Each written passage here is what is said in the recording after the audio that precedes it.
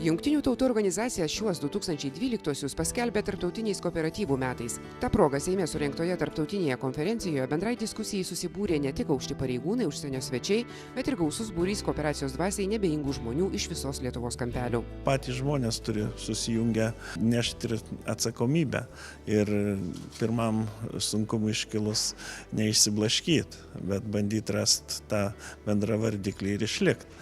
Nes kooperatyvas tai yra, kaip sakau, vienas balsas, bet yra bendras įsipareigojimas. Mūsų šalyje šiuo metu yra per 200 žemės ūkio kooperatyvų. Žemės ir maisto ūkio sektoriuje didžiausią įtaką kooperatinės bendrovės daro pieno sektoriuje. Daug dėmesio kooperacijos skatinimui skiria ir ES. Kaimo plėtros 2007-2013 metų programoje numatyta nemažai priemonių, pagal kurias kooperatyvams ar kooperatinėms bendrovėms suteikiami tam tikri privalumai.